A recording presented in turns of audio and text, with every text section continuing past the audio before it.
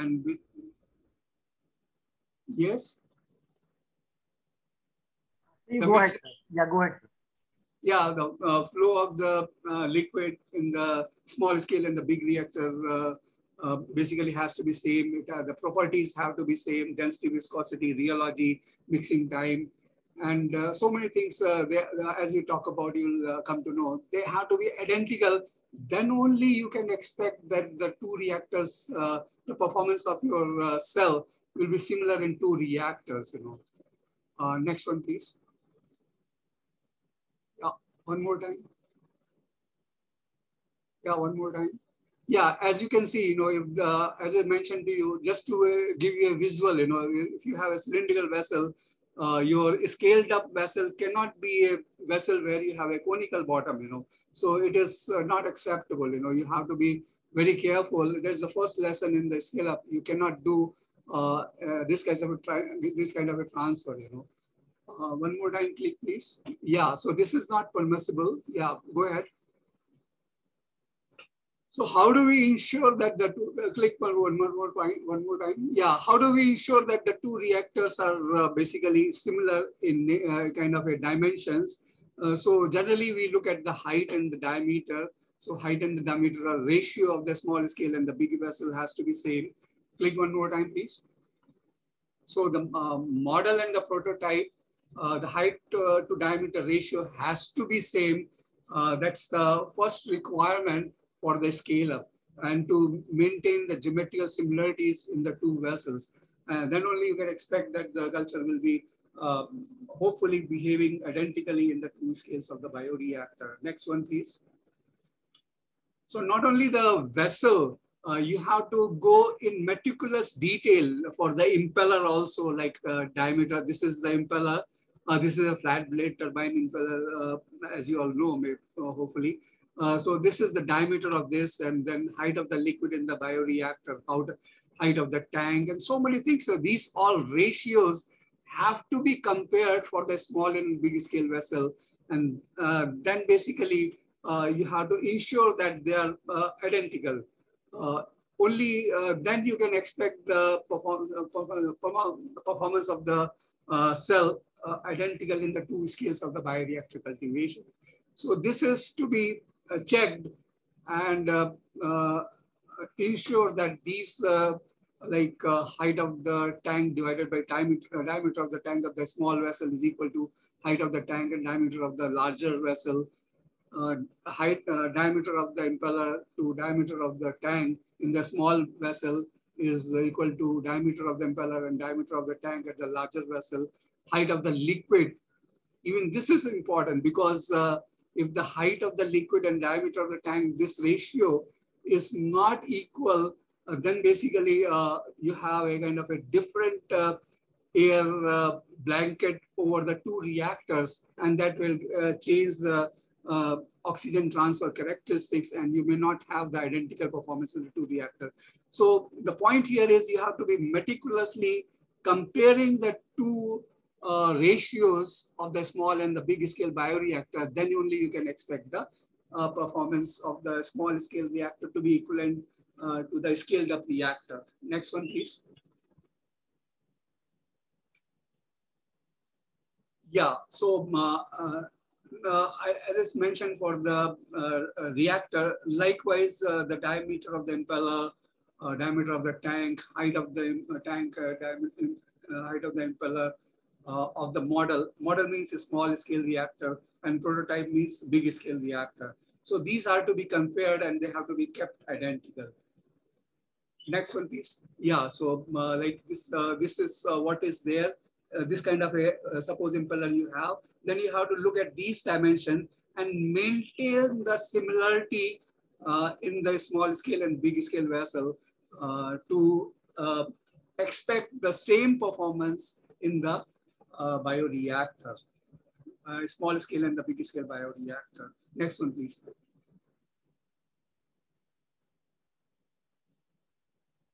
Okay, having said that, these dimensions, height by diameter, impeller, impeller diameter, height by diameter of the tank, and so on and so forth, different ratios.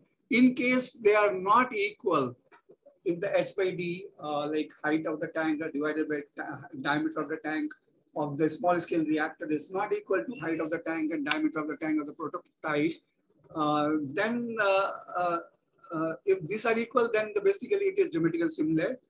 Uh, However, it is found that in uh, these ratios may not be same because we are using several makes and brands of bioreactor which are available in the market, and they have their own choice to really fix the height and diameter and so on and so forth. So these dimensions may not these ratios may not be equal in some cases. So what do we do in these circumstances? We basically try to incorporate a correction factor, as I will discuss in the next slide, that basically results in actual estimation, or which basically applies the correction to a scale, other scalar parameters, say for example, mixing time, tip speed, Reynolds number, as they are dependent on basically the agitation rate. So a correction factor is applied to the power consumed for the rotation of the impeller in the bioreactor and supply of oxygen in the bioreactor. That has to be multiplied by a correction factor, which emerges from the difference of these like height by diameter ratio and diameter of impeller to diameter of the tank ratio and so on and so forth. So the next one, please. This is the correction factor. If the height to diameter ratio and diameter of impeller to diameter of tank ratio of the small and large scale reactors, if it is not same, then you have to apply a correction factor like this one, dt by di star. That star means it's a small scale reactor, and HL by di in the prototype, that is in a big scale reactor. So basically, this kind of correction factor is applied to basically make sure that the deviations are basically adjusted. Next slide, please. Now comes to the dynamic similarity. Once we have ensured that the vessels, the small scale vessel or small scale bioreactor is identical to big scale bioreactor, then we have to look at the contents of the reactor. And that's what we call it as dynamic similarity. So after ensuring the geometrical similarity, the next step is to maintain the dynamic similarity between a small and large scale bioreactor, which essentially depends on the liquid media characteristic, fluid property, density, viscosity, etc. in the bioreactor. So that's a very crude thing, you know, whatever medium you are taking in the small scale reactor, the density, viscosity, that has to be identical in the big scale reactor. And also there are more things like, for example, the power per unit volume, tip speed of the impeller, mixing time, Reynolds number, they have to be also similar. And these are made similar using the empirical correlation, which are mostly reported in the literature. Next slide, please. So liquid flow design in the bioreactor constitute the dynamic properties of the system. It decides force exerted on every particle of the homogeneous system, that is the shear forces. If you have higher viscosity, then you have basically different shear force as opposed to lower viscosity.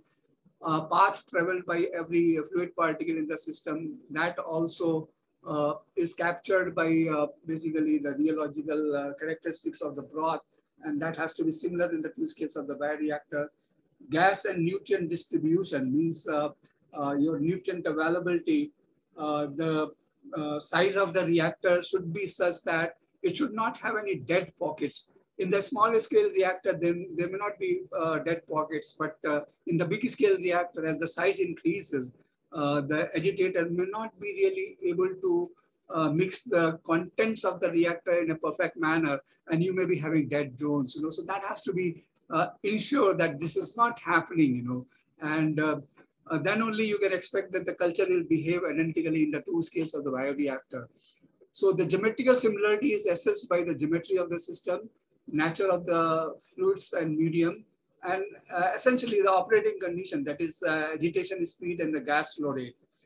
That decides, you know, how good is the mixing. Agitation decides how good is the mixing, and gas flow rate basically it's oxygen, you know. So if the oxygen requirement is low, then the cells will not grow properly. they will die out. If it is too high, then it may give rise to foaming, etc. So these things have to be really assessed and controlled to ensure that the performance of the reactor in the two scales are identical. So how are these checked? We basically check certain specific constants like Reynolds number, which basically let us know whether the flow is laminar or turbulent in the bioreactor.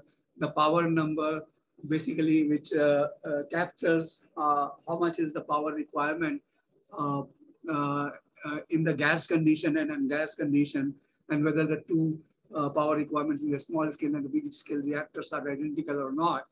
And Froude's number, basically, it's important for the big scale reactor. It captures the scenario when if the center of gravity of the basically bioreactor is not identical, then basically Froude's number attempts to correct that, and you ensure the same identical behavior in the two scales of the bioreactor cultivation. So dynamic similarity has to be done along with the geometrical similarity of the vessel to really duplicate the results of a small scale reactor in the big scale bioreactor. Next one.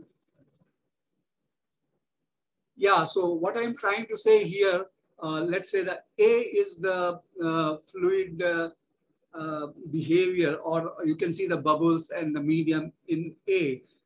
Same type of behavior should be observed in the big scale reactor. Then only you can expect the two reactors will behave identical.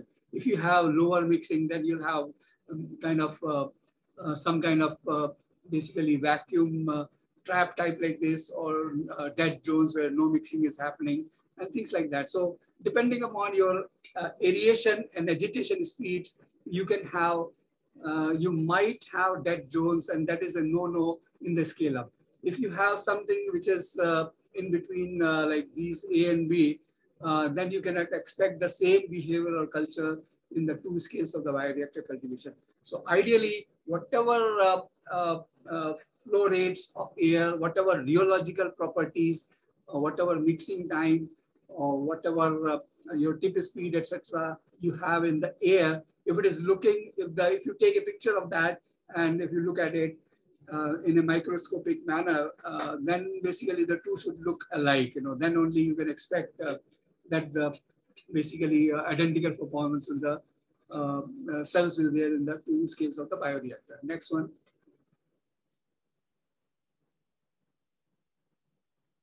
Okay, so how we ensure this dynamic similarities in the two vessels? For that, there are certain kind of terms or parameters. We call it as scale-up parameters, which we have to keep constant in the two scales of the bioreactor. And then we can say that, okay, the two reactors, since they have this constant of power per unit volume or constant of KLA, or constant of imperative velocity. Each one is a kind of an independent parameter, and it is very important for your growth of the culture. Blend time, Reynolds number. It characterizes the broth in the bioreactor, basically. Power per, so which one to select? That is a question. Like which one you might ask. There are 6 parameters. So which one is the best one for the scale up? Shall we ensure P by V? Will that be enough to really transfer the small scale results of the bioreactor to big scale reactor? Or shall we take KLA? So none of these is perfect, So we have to do, we have to go and analyzing them one by one, and then see which one is giving better results. Ideally, if you take one constant, then all others should also be constant. Suppose you have taken power per unit volume as the scale-up ratio for to transfer your results from the small scale reactor to the big scale reactor, then the KLA should also be constant. Ideally, the KLA should also be. Well, let me explain what are these terms, then I will come back to this again. So go to the next slide so that I can explain these terms to you. When I say power per unit volume of the bioreactor, so in the bioreactor, power is consumed for the supply of air, that is for aeration and agitation in the bioreactor. You are turning the impeller, so the power is consumed here. and you are supplying the air. So some power is used by the compressor to supply the air. So if your power requirement for a small scale reactor, which is captured for aeration and agitation, the two together, per unit volume of the broth is same in the two reactor, in the small scale reactor and the big scale reactor.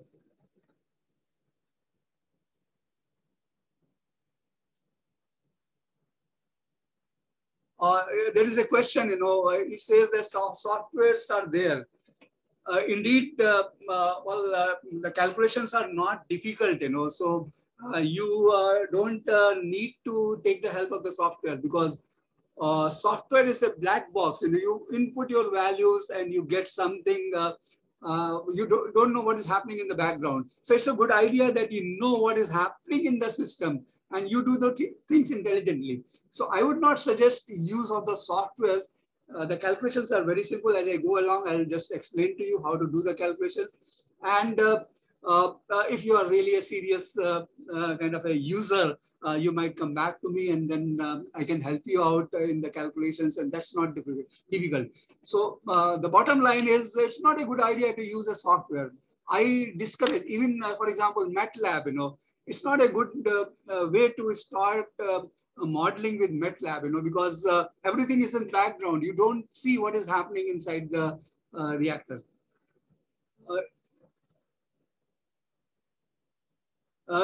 That's not true, Dr. Sharma. Your question is if power is same, then it's like it's not power. It's power per unit volume of the power in the small scale reactor will be very small. If power per unit volume is there, that is a very specific term. Per unit volume of the medium which you are taking. That's a very kind of a peculiar number, and that can be compared. You can compare apple with apple. You cannot compare apple with pears. So that's the kind of a way to really understand this. Power requirement, which is for the supply of air and basically agitation. In the small reactor per unit, suppose it is 3 reactor divided by 3.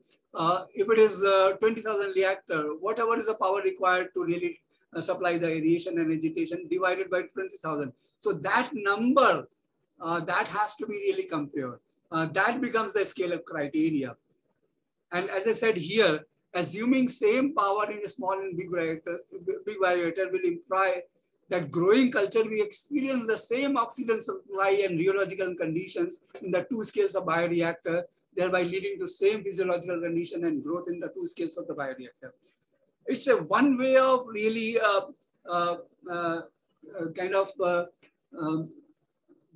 it's a one way of comparing the 2 reactors. If you have these things in kind of a perfect ratio, then you can expect that your oxygen supply and the viscosity in the 2 scales of the bioreactor are identical, and the culture will have the same physiological environment, and growth in the 2 scales of the bioreactor will be identical. So that is the logic of power per unit volume. Next one is KLA. KLA, let me briefly explain to you. This is called as volumetric mass transfer coefficient. So KLA basically characterizes the aeration efficiency. When you purge oxygen in the bioreactor, the bubbles get broken down and oxygen is transferred to the liquid. How much is the efficiency of transfer of oxygen from the gaseous phase to the liquid phase? That is captured by KLA. So if you have a kind of aerobic fermentation and you maintain KLA constant in the small and big scale reactor, then your oxygen transfer efficiency is same in the 2 scale reactor. If it is growing aerobically, then you can expect it gets the same oxygen requirement in the 2 scales of the reactor, and it may have this identical performance. So that is the logic in the maintenance of KLA as a scale-up criteria. So volumetric mass transfer coefficient describes the aeration efficiency in the bioreactor. Maintenance of the same KLA in the 2 scales of the bioreactor culture will ensure same oxygen availability for growing culture in the smallest and big scale bioreactor. This may, if you maintain KLA same in the 2 scales of the bioreactor, somehow Again, that's a big question, how you'll do it. Maintenance of the same KLA, you will increase agitation speed, you will increase the oxygen supply, and then you ensure that the addition efficiency, like transfer of oxygen from the gaseous phase to the liquid phase, the addition efficiency is same in the two scales of the reactor. If you can ensure that, then basically bacteria sees the same availability of oxygen and it may have the similar performance. So it's a, if you can maintain same KLA and if the culture is aerobic, it will not work for anaerobic, incidentally. So if you maintain same KLA in two scales of bioreactor, you can expect a similar performance of the cells in the two scales of bioreactor. Another thing is impeller tip velocity. That is also very important in the bioreactor. If you rotate the impeller at a very high speed, it will basically damage the cell. And sometimes if you have, let's say, animal cells or plant cell, that is very serious. Bacterial cells, it is not much a problem, but it is also one of the criteria to transfer the results from the small scale reactor to the big scale reactor. So impeller tip velocity is generally responsible for the maintenance of homogeneous cultivation and in particular, maintenance of steering of growing culture in the bioreactor. Therefore, maintenance of the same impeller tip velocity in the two scales of the bioreactor cultivation would ensure identical shearing or beating effect of the growing culture in the two scales of bioreactor, and it may work out as a successful scale-up criteria. When you have same impeller tip velocity, that means you have same mixing characteristic in the two scale of bioreactor, and basically your culture may grow in a similar manner in the two scales of the bioreactor. And that's the purpose of the scale-up. Next one, please. Then you have volumetric gas flow rate. The KLA and volumetric gas flow rates are linked with each other.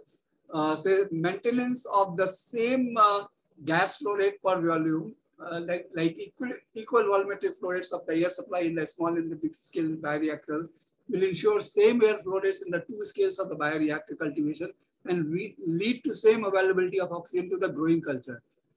So if you maintain the same oxygen flow rate per unit volume in the small and the big scale reactor, you can expect the same growth of the culture, and this criteria may work out as the successful scale-up criteria for your optimized performance in the small scale bioreactor. So this is another criteria which can be possibly tried out. Again, I said, all the 6 scale-up criteria have to be really analyzed critically for a particular scale-up problem, and that will come later in my lecture.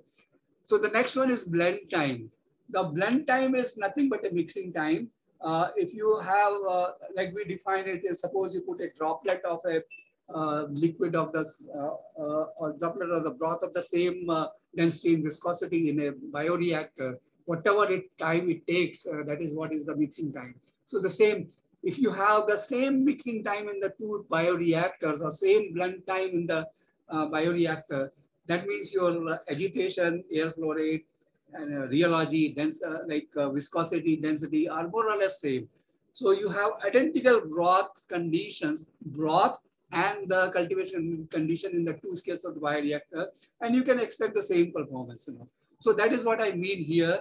It is defined as the time required to maintain perfect mixing condition in the bioreactor. Maintenance of the same blend time in the small and big scale bioreactor will ensure same mixing condition in the two scales of bioreactor cultivation, which will ensure same mixing and rheological condition for the growing culture, and eventually this could serve as a successful scale-up criteria. It's not a, well, let me tell you, any of the scale-up criteria I'm saying is not a kind of a comprehensive criteria, and it cannot be used universally. We have to take, suppose you take blend time as constant in the two scales of the bioreactor. What is its effect on the KLA? What is its effect on power per unit? That has to be same. The ideal scale-up criteria is whatever criteria you take, suppose you are taking KLA constant, then rest of the your scale-up criteria should also be equal to unity. Then that is a universal and ideal criteria, and you are bound to get the same performance of the culture which you are getting in the small scale reactor, that you'll get in the big scale reactor as well. So that's what it. Another criteria, and the last one is Reynolds number. Reynolds number, as you know, it's like if it is less than 10,000, you have a laminar flow. If it's greater than 10,000, you have a turbulent flow. So that basically Reynolds number captures the density viscosity of the system or the bioreactor. And if the density viscosity consistency of the broth in same, in other words, the consistency of the broth in the small scale bioreactor and the big scale bioreactor is same, then you can basically expect that, okay, the culture will behave identically. So Reynolds number is defined as a ratio. Those who have read, they might already know. It's a ratio of inertial force to viscous forces acting on the growing cells in the bioreactor. It characterizes a fluid behavior, whether it is laminar or turbulent within the bioreactor. Therefore, maintenance of the same Reynolds number in two scales of bioreactor will ensure identical fluid properties and may ensure same growth of the cells in the bioreactor, with the result this may serve as a suitable scale-up criteria. So this is one of the criteria which can be used to transfer or blow up your small scale results to the big scale bioreactor. Next one, please. Now, what are the steps in the calculation? As I mentioned in the beginning, the first step is maintain the geometrical similarities. That means HT by dt, di by dt, HL by dt, a small and large scale bioreactor has to be same in the two scales of the bioreactor cultivation. As I mentioned to you, if you're using, if you end up in a place where one reactor is of Applikon, another one is bioengineering, then this problem may arise. If you're transferring like a 3-liter reactor, let's say you have for bioengineering, and 10-liter or 15-liter reactor you have for Applikon, or maybe Cryogenics from India, then these ratios may not be same. Then you have to apply the correction factor, as I told you, and you can still basically work with different kinds of bioreactor. Generally, when we are either in the industry or academia, basically we try to minimize the cost. So one good reactor, a small reactor, we buy from abroad, and then we buy some indigenous reactor. We tell Cryogenics to deliver 20-liter reactor, and there this peculiar problem may arise. You have height to diameter ratio not similar in the two vessels. Then you have to apply the correction factor, as I mentioned to you, and basically find out the right power requirement, and that will help you.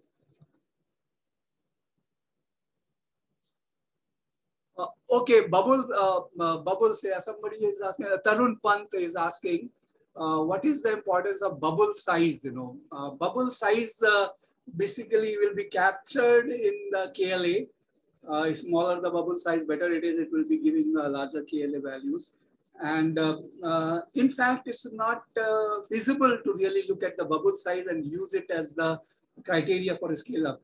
But we are using size of the bubble indirectly. Say, for example, it will contribute to mixing. Smaller bubbles will give more mixing, and smaller bubbles means more oxygen transfer area, so more KLA and things like that. So indirectly, we are considering the bubble size, but as such, it is rather difficult to really look at the bubble size and use it as a criteria for a scale up. So that's what it goes. So it ensures dynamic similarity. I meant it ensures same rheological and mixing condition in the two scales of the bioreactor. So these are the terms: blend time, KLA, P by V, etc. As I mentioned to you, these can be used, and it maintains the same liquid media characteristics and fluid properties, density, viscosity, etc. in the two scales of the bioreactor cultivation.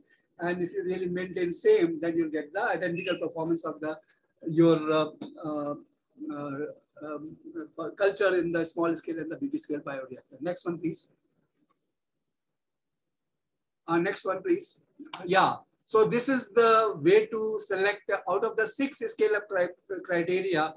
How do we select the right one? So we have to go it in a stepwise manner. First, you select a parameter, obtain its value in the model. That means obtain its, suppose you are selecting power per unit volume. Find out its value in the small scale bioreactor. Use that value in the prototype, use that value in the prototype, obtain operating condition for the prototype, obtain what is the rotational speed and things like that, and find out rest of the parameter with the help of this.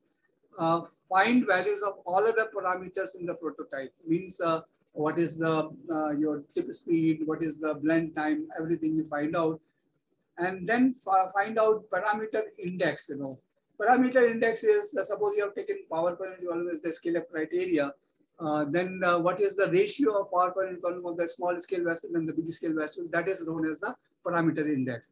Similarly, once you have selected power per unit volume, the scale up criteria, then basically what is the corresponding value for blend time, tip speed, and other parameters. Those ratios you have to figure out and ensure that they should be unity. Suppose power per unit volume ratio is 1, then blend time should also be equal to 1. Reynolds number should also be equal to 1. Tip speed should also be ideally equal to 1 or close to 1, and things like that. If that happens, then you have a successful parameter. Otherwise, go again. Instead of power per unit volume, select KLA and then make it equal to big scale reactor, like the KLA of the small scale reactor to KLA of the big scale reactor. That becomes 1, and calculate rest of the scale up parameters. Back calculation you do and find out the values of this, and again calculate the parameter indexes like KLA of the small scale vessel, KLA of the small scale vessel, and the KLA of the big scale vessel. They have to be same, and so on and so forth. So that has to be really ensured. Next one, please. Yeah, so these are the correlations now. These are the empirical correlations. These are suggested by the different scientists. So say, for example, Reynolds number is given by rho n d square di square by mu. Tip velocity is given by pi and di. Ainsley. Gas to power requirement is by Rushton. These are the correlations are available. These correlations are helpful in basic calculation of your different scalar parameters. Reynolds number, tip velocity, gas volume, power per unit volume, volumetric mass transfer coefficient, blend time, etc. Next one, please. Now, I switch gears here to really take a kind of a case study so that the things become a little clear to you. It's highly mathematical, I understand. It's not an easy thing to really attempt it in one go. So I'll just give you a case study of biopolymer, which we have done it recently, wherein we have tried to produce polymers for the commercial use and for the medical purpose. Medical purpose is particularly important for this audience because when we are trying to kind of do drug delivery and so on and so forth, we need to have some kind of a material where we can load the drug. So the biopolymers could be a right material for the drug delivery, and we can produce it by the bacteria. So let's go slowly and I'll come to that. Plastics, as you know, they are widely used in society due to their high strength and lower cost, durability, etc. However, they are non-biodegradable in nature, which leads to severe environmental pollution problems. So they are produced from another important disadvantage is they are produced from disappearing fossil fuel, petrochemical sources, which will disappear one day. So we need to find out suitable biodegradable polymer which has similar properties as the plastics and is produced from the renewable resources. Economic biodegradable polymers are also needed for medical application for drug delivery, stent scaffold, surgical sutures, etc. For economic and easy availability to the masses. Next one, please. Okay, what are the major problems in the biopolymer production? Currently, PHB is produced by cultivation of different gram-positive and negative bacteria, wherein PHB is accumulated as an intracellular energy reserve material and an excess availability of carbon source. In the bioreactor, when you have excess availability of carbon and limitation of minor nutrients like nitrogen, phosphorus, etc., then the cell accumulates the biopolymer within the cell, which is the polyhydroxybutyrate that is accumulated within the cell. So the growth and PHB accumulation is limited by the oxygen availability during the fermentation. High oxygen transfer is needed for enhanced growth and biopolymer production. These are the disadvantages and bottlenecks. Gram-negative bacteria generally is used. These are the different bacteria which is used, C. necatar, A. latus, but this can produce polymer for commercial applications. For example, the polymer produced by this is biodegradable and can be a substitute for single-use carry bags, which are used in the society nowadays. They cannot be used for medical purpose because they contain gram-negative bacteria contains lipopolysaccharides in their cell wall, and therefore the polymer which is produced inside this bacteria cannot be used for the medical application. Gram-positive bacteria, say for example, Bacillus megaterium, Bacillus thuringiensis, they can be used for the polymer produced or polymer accumulated in these bacteria can be used for medical purposes because they don't have lipopolysaccharides in their cell wall. But the major disadvantage is they have slower growth and lower PHB accumulation. Therefore, there is a desperate need to optimize the production process, not only optimize, but produce it in the scaled up bioreactor so that we can really use it for the society. Next one, please. We worked on Bacillus thuringiensis, and it was a good bacteria. We have produced biopolymer. We optimized the production, and we have a patent as well on this, and which is basically giving you the best yield as of now available in literature. So higher biomass and PHB has been normally produced on an industrial scale by gram-negative bacteria. However, this polymer cannot be used for medical. As I mentioned to you, they contain lipopolysaccharides, which co-purify with the pHs and therefore induces a strong immunogenic reaction in the human system. For medical medical application, biopolymer has to be compatible with human body. Should not cause immune reaction when used as a drug carrier, implants, or the surgical sutures or artificial skin on the burn patient. Next one, please. So what are the major bottlenecks in the PHB production? The high cost of production is there. Why high cost of production? Because the raw material used for the production is basically pure substrate like glucose, fructose, and glycerol, and so on and so forth. So the high cost of raw material, cost of production is high, raw material cost is high, product concentration is low, and therefore the recovery cost is basically also high, productivity is also low. So basically very selective growth conditions are required for enhanced PHB production. So solution could be high yielding strains. We can use recombinant strains. We can use renewable and inexpensive carbon sources. We can increase the concentration and productivity by various process optimization studies, and then creating selective and desirable growth conditions during cultivation of the enhanced PHB production.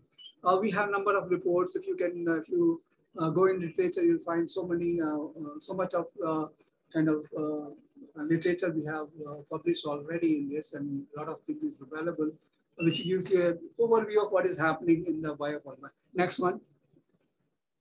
Limitation of PHB. The thing which I was describing, the biopolymer which I was describing, it is polyhydroxybutyrate. The problem with this biopolymer is it is brittle, stiff, and it is highly crystalline material. Its melting point is 175 degrees centigrade. It's slightly lower than the temperature at which it starts degrading to protonic acid. So therefore, as such, PHB cannot be used for the processing application. Let it be carry bag, or let it be your medical application for drug delivery and so on. It's brittle. So the solution is we have to produce copolymers such as valerate derivative of the PHB. It has, once you have the copolymer, it has better physical and mechanical properties. It has better flexibility and toughness increases. Its degradation is faster than PHB, and so on and so forth. So we can basically increase the molecular weight, elasticity, etc., by making the derivatives of the PHB. Next one, please. How do we make the derivative? Copolymer production is done by addition of different organic acids during the batch production of polymer. As the PHB is produced in the bioreactor, we add different organic acids like valeric acid, propionic acid, butyric acid, acetic acid, sodium propionate acid. They produce copolymer product. They produce the derivative of the PHB, which has better processing property, better molecular weight, better elasticity, and so on. The concentration of organics and time addition. Okay, Samir has a question. He says for fungal cultures, the technique is same, but we have to be very careful in terms of like tip speed in case of your fungal. When you are scaling up the fungal culture, the tip speed has to be very carefully selected, because once you have a higher rotation speed. So I would say that you have to focus on tip speed as the criteria for a scale up in the fungal cultures, because it's the mycelium, the tip of the mycelium of a fungi basically is very important. That gives the growth and the metabolite production and all that. So the consistency of the three-dimensional structure of fungi has to be maintained identical in the two scales of the bioreactor, and that can be very well done by the tip speed. So that's a very good question from Lakshmi. In the plant upscale, can you provide some examples in the plant? I am coming to. I'll give you an example how actually it is done for a particular case. Just wait a few moments and you'll see that. Okay, so thanks, Amir. So the concentration of organic acid and time of addition, this has to be statistically optimized. Generally, we do the mathematical modeling to identify the bioreactor cultivation strategies for increased production of biopolymer or copolymer production. As you see, the biopolymer production is very specific. It is produced when you have excess availability of carbon source and limiting concentration of your minor nutrients. Then only it is produced at a higher concentration. The PHB is produced only at a situation when you have higher availability of substrate and lower concentration of minor nutrients. So to kind of maintain that condition in the bioreactor, it is very difficult. You can definitely not do it by trial and error. So mathematical modeling is done to really increase the both biopolymer and copolymer production. And I have invariably done it for a number of cases, which is available in literature.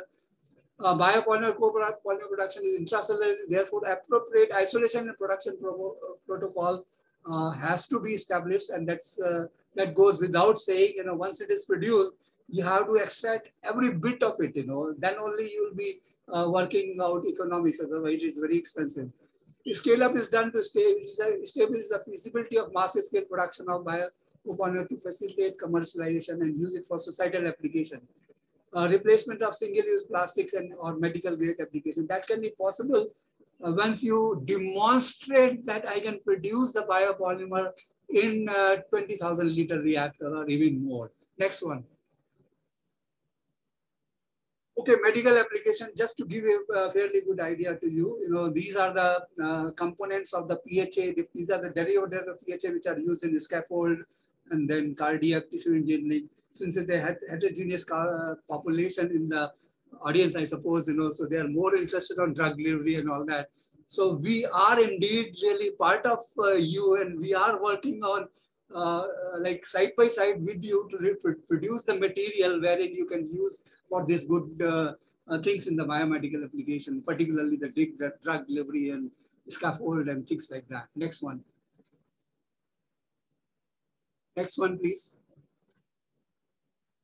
Okay, just to give you a brief idea how we did the 15, we have gone up to 15 liter bioreactor condition. You have a slant.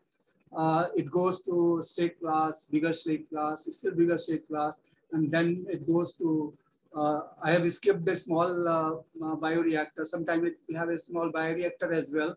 That goes to here, or number of state class goes to 7 liter bioreactor. And then we scale it up to 15 liter reactor. That's our scale up is from 7 liter to 15 liter, very small one. As I said, if you take a bigger strap, like if you go to 7 liter to 700 liter, it may not be a successful scale up. So we have taken a small step. We have gone to 100 liters, but not demonstrated here.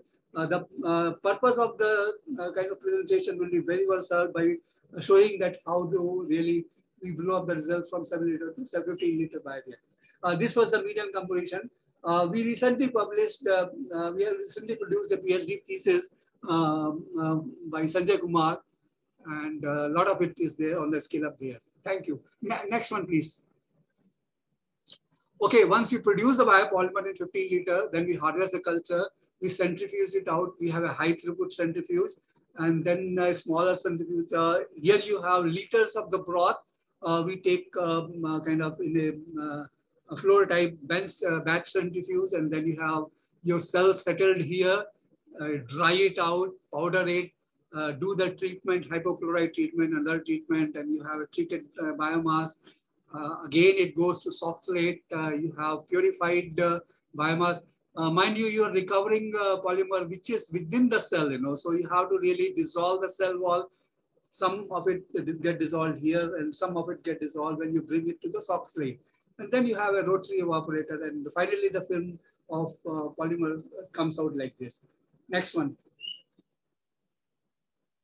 Okay, now comes the steps in the scale-up calculation. So first of all, you have to identify the rotational speed and volumetric fluid. These are the two things which you have to fix to start the scale-up. They are the key operating parameters for the small scale bioreactor. How much rotational speed is there and how much is the flow rate. Based on this, you can calculate P by V, KLA, Reynolds number, blend type, tip velocity, and so on and so forth. I gave you the formula already. If you need the sample calculation, I can provide you that also, so that you have really good hang of how it is done.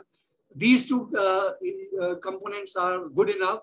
And when you do the P by V, you need the diameter of the reactor, you need the height of the vessel, and so on and so forth. So that is already available with your bioreactor. So that can be used to calculate these things.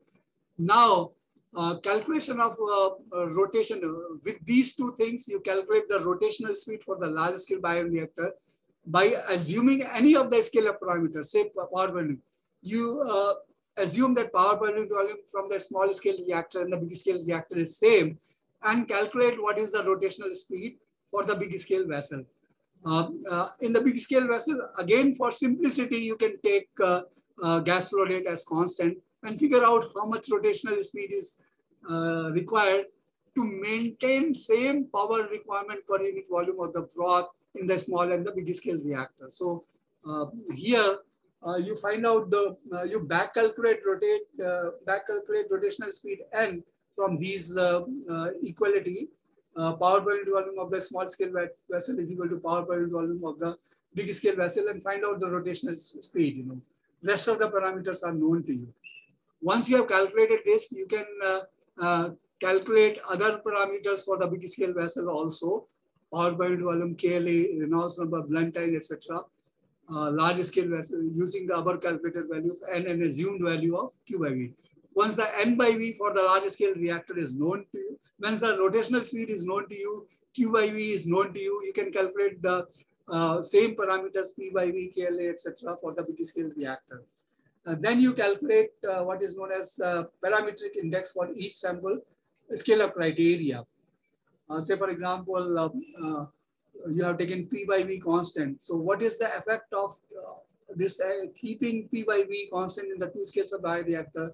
How much is the KLA increase from the initial value, from the KLA value of the small scale bioreactor? How much is the blend time increase? How much is the tip speed increase? That is what you have to basically calculate. So that is what is calculation of the parametric index for each scale-up criteria. And from this, we do the analysis, as I explained to you, to figure out the best scale-up criteria. We compare the parametric index and figure out which one is the best suitable scale-up criteria for the blowing up of our results. Next one, please. Okay, keep clicking. So this is how this is a kind of a schematic which explains how you have to go about it. Suppose P by V. So your N and Q by V is known to you. Assume it. You calculate these values, tip velocity, Reynolds number, KLA, blend time, etc. And figure out the rotational speed in the big scale bioreactor. Then you can again calculate these values. The power point volume is constant, tip velocity, Reynolds number, KLA, etc. for the big scale bioreactor. So this is a stepwise description how we really go about calculation of these things. Next one. Now, what exactly is parametric index? Actually, there's nothing like parametric index in the literature. We coined this term ourselves, So it is defined as a ratio of value of different intensive scale-up parameters. Say, for example, volumetric airflow rate, Q by V, Reynolds number, impeller tip speed, gas power per unit volume, volumetric oxygen transfer coefficient, blend time for a small scale and the large scale bioreactor cultivation. So it's a ratio.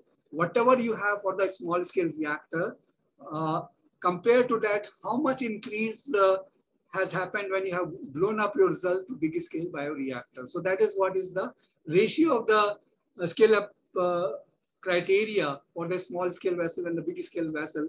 That is known as the parametric index. Ideally, this has to be same. If you are blowing up your results from the small scale reactor to big scale reactor by power per unit volume, then the KLA should also remain constant. Your blend time should also remain constant. Your tip speed should also remain constant. Then only you can expect that the culture will behave in an identical manner in the two scales of the bioreactor. Ideally, it will see the same environment. As I mentioned to you, it is going from one air-conditioned room to another air-conditioned room. Like we are sitting here in an air-conditioned room. Value of the parameter you calculated for each scale of crime. This will come in a minute. This will come in a minute. So parametric index is basically defined as the ratio of different intensive parameters, and the value of parametric index are calculated for each scale of criteria.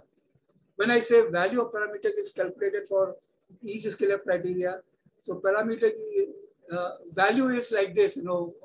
If you have okay. Saranya is saying something, I'm explaining you. Just one second. Let me explain and then you come back again. So what I'm trying to say here, parametric index is the ratio of your two scale-up criteria. Suppose you are blowing up your results from a small scale reactor to big scale reactor using power per unit volume. What is the effect of this power per unit volume on Reynolds number? That is to be really figured out. So you will find out the Reynolds number for the small scale reactor and the big scale reactor and find out the ratio of the two. So that is what is the value of parametric index. For each scale of criteria, you have to keep doing it. The consequence of selection of particular scale of criteria on rest of the parameter was gauged by the value of parametric index, which essentially means that if Py is taken constant for two scales of bioreactor is equal to 1, then the tip speed, KLA, mixing time, etc. should ideally stay constant at 1. If it happens, then selection of a scale of P by V is considered good and it will be successful. Otherwise, you have to go to next criteria, KLA, for example. You have to keep KLA constant in the two scales of bioreactor and then back calculate other parameters, P by V, mixing time, etc. and find out the parametric index, and if that remains constant as 1 for all the scalar criteria, then that can be used. So if one more time, the consequence of selection of a particular scalar criteria on the rest of the parameter was gauged by the value of parametric index, which essentially means that if P by V is taken constant for two scales of bioreactor, then tip speed, KLA, mixing time, etc. should also be ideally stay constant. If it happens, then selection of the scale-up criteria, P by V criteria is considered good and it will be successful. Any deviation in the parameter index has to be very critically examined and evaluated for the success of scale-up in the higher scale bioreactor cultivation. I'll explain a little bit more in the next slide. So kindly go to the next slide. I can come back if it is required. So again, as I mentioned to you, here I am assuming that power per unit volume is same in the two model and the prototype. Model is 3-liter bioreactor. Prototype is a higher scale bioreactor, let's say 15-liter bioreactor. So the two are the same. Power per unit volume is same. So with this, you have the rotational speed calculated, gas flow rate calculated. Rest of the dimensions are known to you. Empirical correlations are here. KLA is given by this. Plug in these values of reactor dimensions and the rotational speed and the gas flow rate in this, and find out KLA, theta impedance speed Reynolds number, and so on. So that's how it is done. Next time, in the next cycle, you'll take KLA as constant. Rotational speed and gas flow rate is known to you. Figure out rest of the parameter like P by V, Q by V, blend time, validity, Reynolds number, and compare the values to figure out whether it is equal for all or not, and then decide whether it's a good criteria for scale up or not. So that's how you'll go one by one for each parameter. You will start from P by, here we are starting from P by V. If it is not turning out to be a good criteria, that means effect of taking constant power per unit volume is increasing KLA, is basically increasing tip velocity. Then it is not good. It will basically rapture the cell. So it's not a good criteria for scale up. Then you'll go for taking KLA as a scale up criteria and see the effect on these parameters. If it is more or less same, than in the model and the prototype, then you can select that as a scale-up criteria. Otherwise, go to the third one, and so on. So that is how it is done. Next one. Okay. Now, PYV test selected as a successful escalator. I think we missed one slide,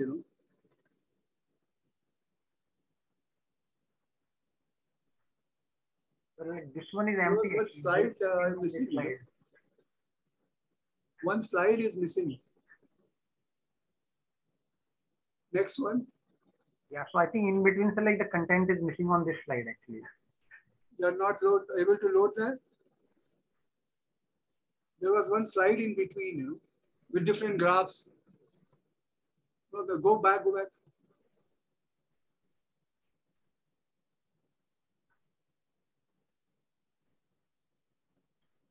Maybe I think like PPT is not able to pick it up, like the Microsoft PowerPoint, those graphs. That could be another reason, or I can like recheck by going. Are you able to see on your computer? Sir, it's blank actually. This slide is blank. It's blank? Yeah. So I'll just have a look. Oh, sorry. Yeah, it is actually blank, sir. Yeah.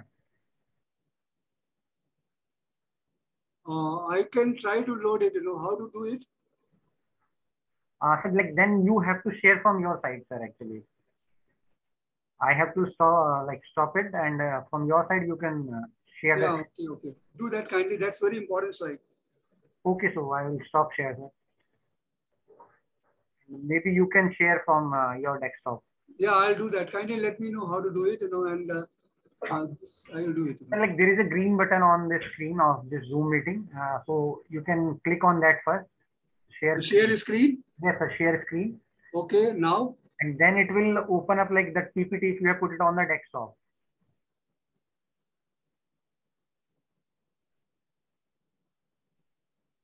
I opened it here. Can you see it? Yeah, it is there, sir. So now you can make it full screen, sir.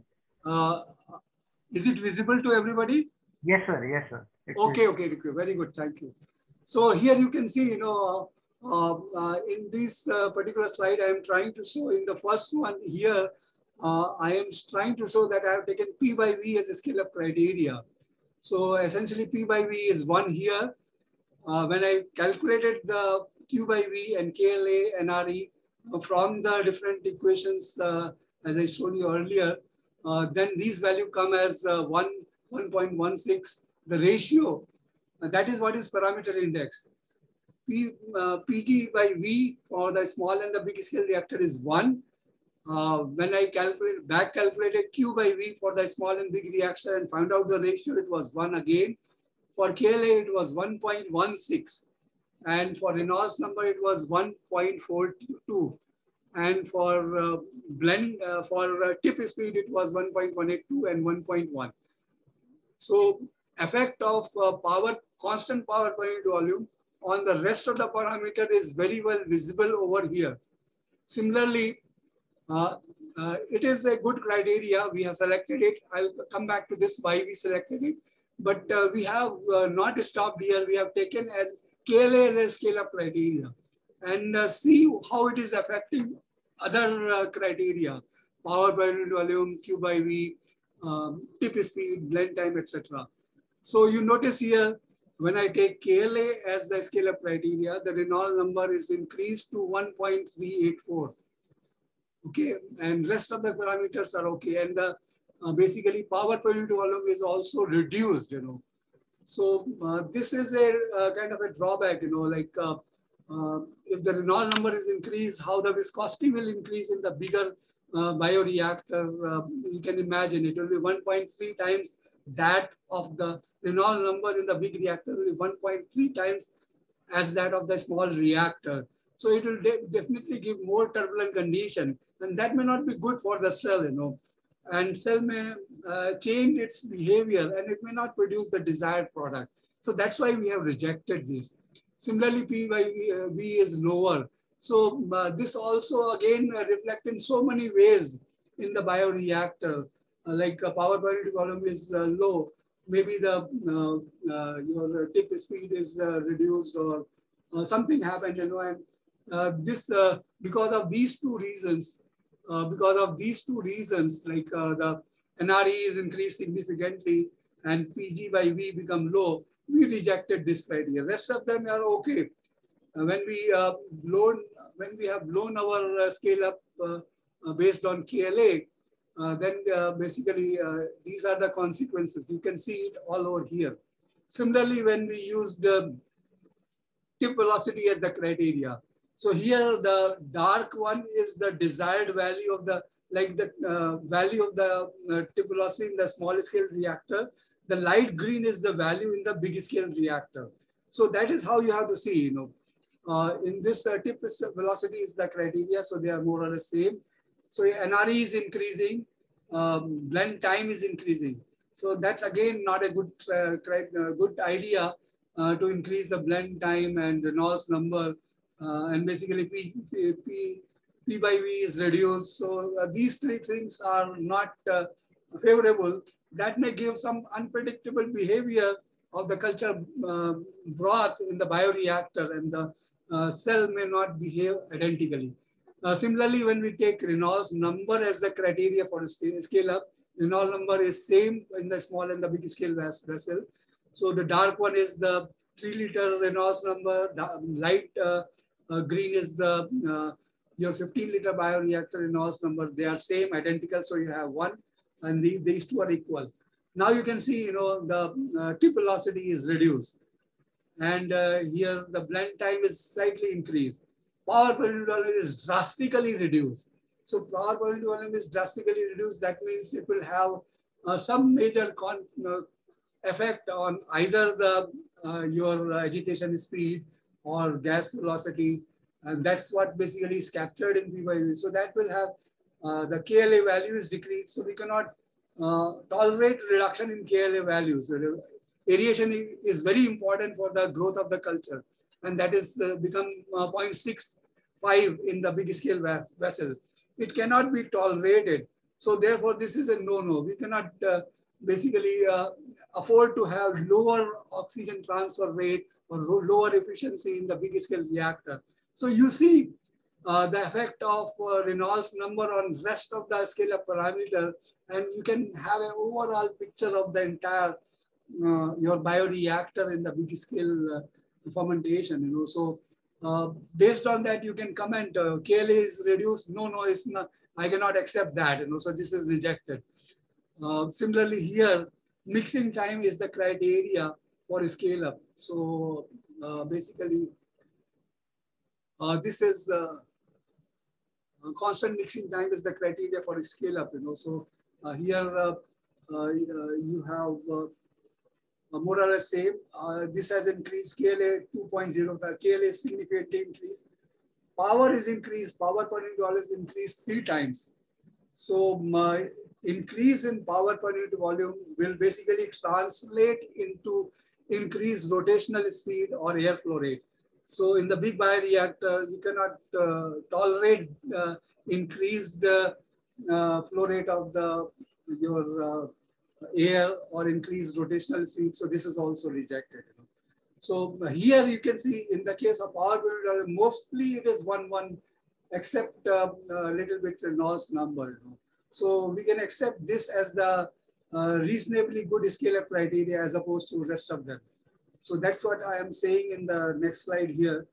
In the PYV test, basically KLA has increased slightly, good for aerobic fermentation. You can see when by we doing here, P by V has increased slightly. You don't see here, it's the P by, what I'm saying here is KLA has increased slightly.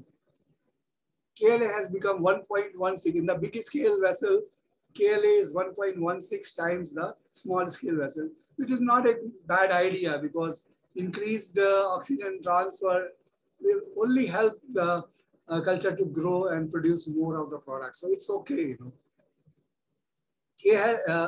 P by V selected as the successful scale-up criteria. KL has increased slightly. Good for aerobic fermentation. It's okay. Most of the parameters except Reynolds number were close to unity, exhibiting close similarity in dynamic parameters with respect to 7-liter parameter. What I am saying is, except your KLA, most of the parameters are near 1. Reynolds number a little bit increases there, but most of the parameters are near 1. So this hopefully will give successful scale up. So that's what is the idea. When I analyze for KLA, power requirement was P by V was decreased. When you use KLA, P by V is decreased. You can see it has become 0.7 to, in the big scale vessel, it is 0.7 times the small scale vessel. So it is decreased. So KLA has increased, power requirement has decreased, which was good for economic point of view. However, it was also both impelled tip velocity and blend time was increased by 10.7%. So when you do the KLA test, power requirement has basically increased, but basically your NRE, both tip velocity and blend time increased. Tip velocity, which is this, and blend time, which is this. This has increased. Power per unit volume is decreased. This has increased. So it may have some unpredictable effect, predictable consequences on the culture performance. Reynolds number, which may ultimately affect the culture performance negatively. You see Reynolds number has also increased, in association with the reduced power per unit volume and increased your tip velocity and blend time. So these are the consequences of taking constant KLA in the 2 scales of bioreactors. So it appears if you really evaluate everything critically, it's not a good idea to really venture this kind of a cultivation, because higher scale bioreactor operation is an expensive proposition. A lot of money and work is involved, manpower is involved in that. So it's better not to use KLA as a criteria for scale up. Similarly, constant tip velocity and Reynolds number was also rejected. That resulted in decreased KLA value. So tip velocity and Reynolds number. Tip velocity and Reynolds number. They are also rejected. Decreased KLA value. Here you have KLA decreased here also, KLA decreased here. KLA is decreased here, KLA is decreased here. Obviously, in aerobic fermentation, if the KLA is decreased, you will not venture such a criteria for scale up, because oxygen transfer efficiency is reduced and culture will not get oxygen and they will die out. Even we don't survive more than 5 minutes, if you don't have oxygen. So imagine they will die in front of you and will not be able to do anything. So reduction in KLA is really deadly, and we cannot really venture this kind of criteria for a scale up, the Reynolds number and tip velocity, So that's the thing, And so therefore this was rejected. Also increased the power requirement, tip velocity. Yeah, when you see mixing time, you're using the P by V has increased 3 times. So that means that may result in increased rotational speed or basically increased oxygen supply and so on. So 3-time increase in power per unit volume is not acceptable when you keep mixing times in. Ideally, your ideal scale up scenario should look like this: all 1. Whatever is greater than 1, that you have to really use your judgment whether I can tolerate that or not, and then take a decision for a successful scale up. So therefore, the conclusion for a scale up from 7 liter to 15 liter bioreactor is, on the basis of batch kinetic and analysis of extensive scale up calculation, scale up was accepted on the basis of constant power per unit volume. Bioreactor operating condition at 15 liter bioreactor was 189 RPM and 2 VVM, as opposed to 220 in the 3 liter bioreactor. As you go higher, bioreactor cultivation, the rotational speed has to increase. It cannot be same, So that's what resulted out of it, and therefore we accepted this as the criteria for scale up. Thank you very much. If you have any doubts or questions, I'll be delighted to answer that. I've tried to, it's a complex topic for a heterogeneous audience like yours, I appreciate your patience, and if you have any questions right now or otherwise, you are most welcome to ask. Thank you very much, Professor A.K. Srivastava. You really made it like streamlined in a manner that even the basic concepts were clear. And you also mentioned like how like one has to look for various combinations to get the right thing going. So floor is open for questions. I invite participants to ask questions to Professor A.K. Srivastava. Okay. Can I just go first and also thank Professor Srivastava? Sure. Because he has taken a very detailed lecture about all the permutations and combinations of parameters that have to be kept in mind during the scale-up process. And I just have one information question that Professor Srivastava has recently joined the Department of Biological Sciences and Engineering as emeritus professor.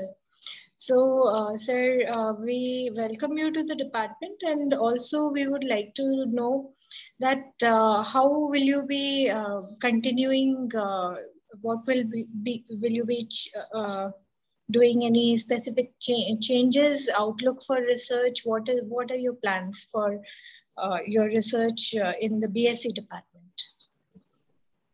I have gone through your course curriculum quite a bit, and I realized that there are a number of areas where the things can be put in a much simpler manner, in a more user-friendly manner, so that the learning and teaching and learning becomes enjoyable, So that is what I like to focus, because it's not unless you take the things deeply into your heart, you will not be able to apply it, So you have to make it more interesting so that you basically develop interest in these things, which are relatively complex as opposed to others. I won't say that others are too easy, but here it's a more interdisciplinary knowledge is involved, So unless the things are put in a very simpler manner, in a layman's manner, people don't try to understand, and they have to appreciate, that this is really important. So for example, we have the vaccine story now. Unless we have the knowledge of scale up, we cannot really produce huge amounts, So that's why I selected this scale up, It's a very important topic to understand. And once you understand it thoroughly, then you'll be tempted to use it in practical application, or you'll try to counsel someone else, to really do it this way, do it that way, and it can be produced in masses for things like that. So likewise, each and every aspect of biochemical engineering, I want to make it as simple as possible. We have tools, learning tools, also multimedia tools, where we can have virtual lab experiments.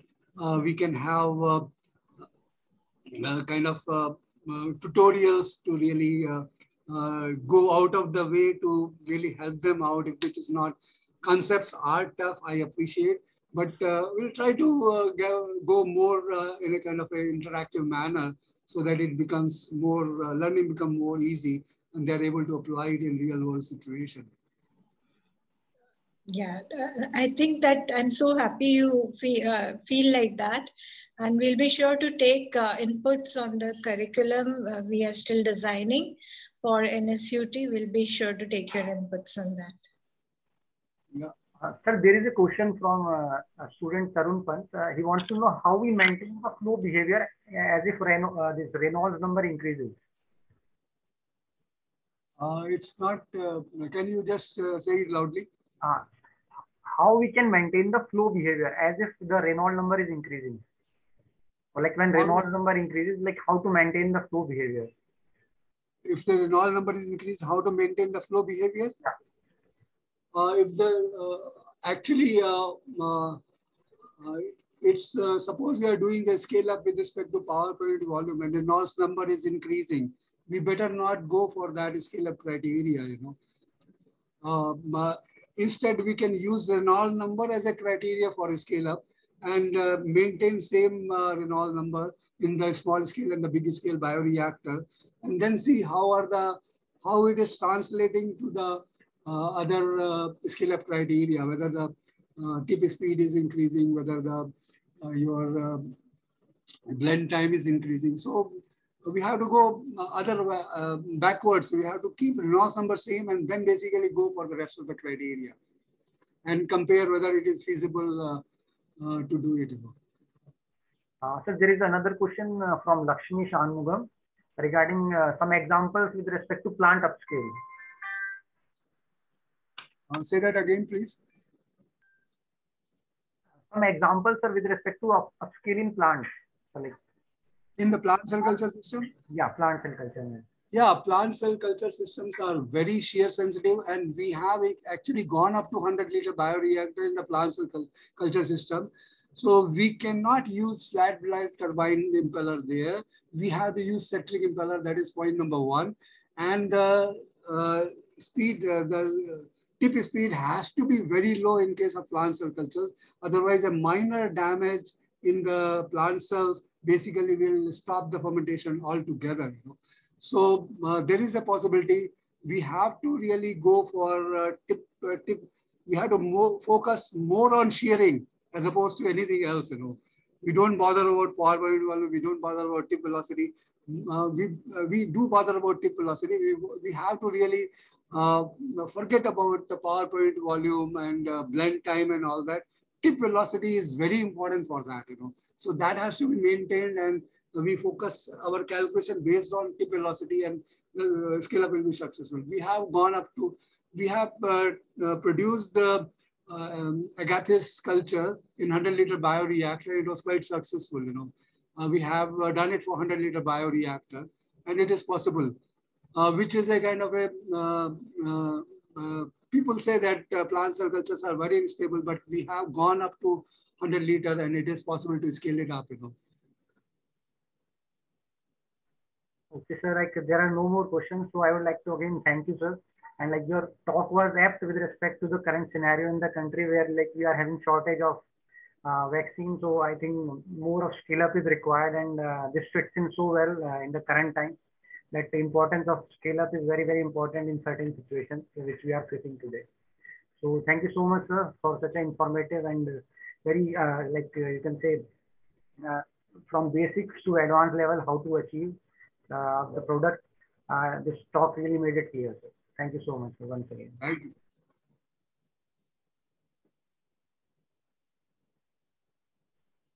So the next talk we will be having at 3:30 in the session 3 by Dr. GPS Raghava from IIIT Delhi. Thank you all the participants.